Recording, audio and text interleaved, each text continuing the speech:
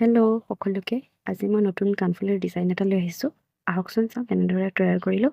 এয়া প্ৰথমতে কাৰ্ডবৰ্ড এটুকুৰ লৈ সৰু সৰুকৈ কাটি ল'লোঁ। এয়া দেখিছেনে, শ্বেপ অনুযায়ী মই কাটি ল'লোঁ। তাৰপাছত এয়া এখন মুগা ৰঙৰ কাপোৰ লৈছোঁ, লগতে লৈছোঁ ফেব্ৰিক গ্লো।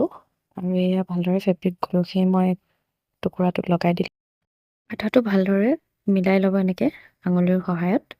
তাৰপাছত এই মুগা ৰঙৰ কাপোৰ টুকুৰাত এনেকৈ আঠা লগোৱা ছাইডটো মই ভালদৰে বহাই দিলোঁ।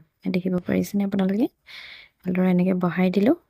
এতিয়া যিখিনি এক্সট্ৰা কাপোৰ আছে মোৰ, সেইখিনি ধুনীয়াকৈ ছাইডটো কাটি ল'ম। এয়া ধুনীয়াকৈ কাটি ল'লোঁ। কাপোৰখন দেখিছেনে? এতিয়া মই এইটো ব্যৱহাৰ কৰিছোঁ B7000 গ্লো ওপৰ ছাইডে। এয়া ধুনীয়াকৈ কাপোৰখন মই লগাই দিলোঁ পিছ ছাইডত, এনেকৈ জাপি পেলাই এনেকৈ ধুনীয়াকৈ লগাই লওঁ। এয়া চাওক, চাৰিও ছাইডে মই ধুনীয়াকৈ লগাই ল'লোঁ। এয়া দেখিব পাৰিছে আপোনালোকে। এতিয়া লগাম ইয়াৰৰিংছ, যিটো টপ সেইটো লগাই দিলোঁ ধুনীয়াকৈ। লগাই পেলাই এয়া দেখিছে নহয়, আকৌ মই ফেব্ৰিক গ্লুটো মই ব্যৱহাৰ কৰিছোঁ আকৌ।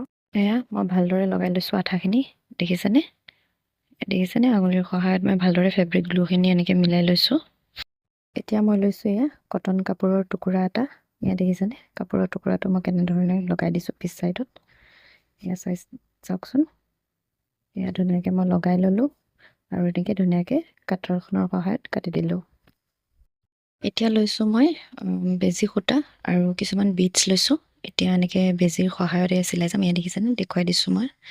একদম সহজ, আপোনালোকে আঠাৰ সহায়তো লগাব পাৰিব। এয়া মই মণিকেইটা লগাই ল'লোঁ।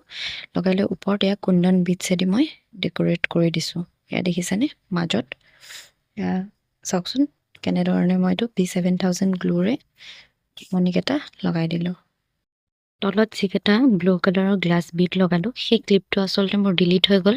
আপোনালোকে ভালদৰে চালেই গম পাব কেনেধৰণে লগাইছোঁ, বা মোক কমেণ্ট কৰি। এয়া ৰেডি হৈ গ'ল মোৰ কাণফুলিযোৰ। চাওকচোন কিমান ধুনীয়া হৈছে। Thank U.